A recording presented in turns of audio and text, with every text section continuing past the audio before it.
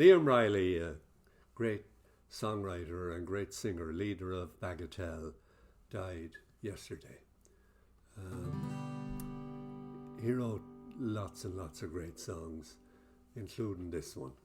And this was my first introduction to the Toronto Irish Players, was singing this song in a one-act play Jonathan Lynn had written for Caravan, and he kindly invited me to take part. I never regretted it. So for Liam Reilly, wherever you are, the streets of New York.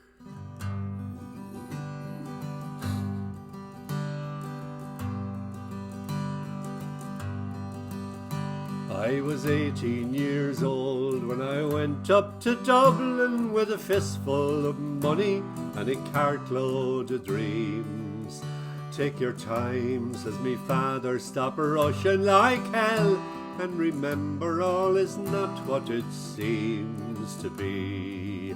For there's fellas would cut you for the coat on your back, or the watch that you got from your mother.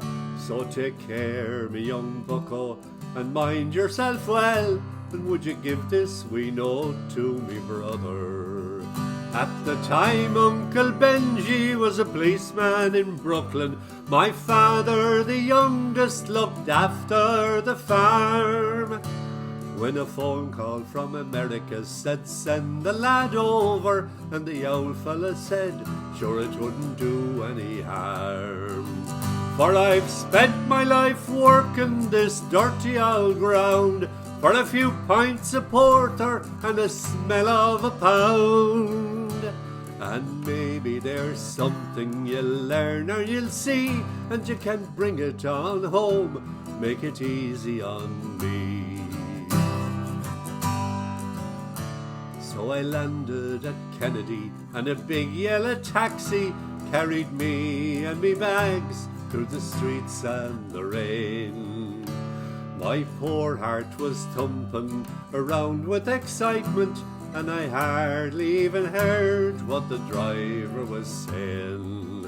We came in the short parkway to the flatlands in Brooklyn, to my uncle's apartment on East 53rd. I was feeling so happy, I was singing a song, and I sang "You're as free as the birds." Well, to shorten my story, what I found out that day was that Benji got shot down in an uptown foray. And while I was flying my way to New York, poor Benji was lying in a cold city morgue.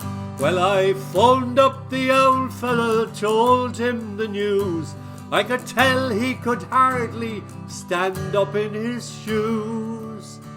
And he wept as he said, go ahead with the plan, and not to forget, be a proud Irishman.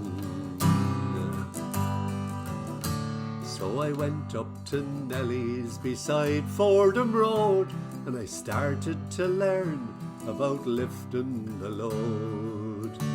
But the heaviest thing that I carried that year was the bittersweet thought of my hometown so dear.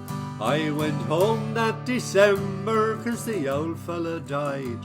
Had to borrow the money from a fella on the side. But all the bright flowers and brass couldn't hide the poor wasted face of me father. I sold off the old farmyard for what it was worth, and into my bag stuck a handful of earth. Then I boarded a train and I caught me a plane, and I found myself back in the US again. It's been 22 years since I set foot in Dublin. My kids know to use the correct knife and fork. But I'll never forget the green grass and the rivers as I keep law and order in the streets of New York.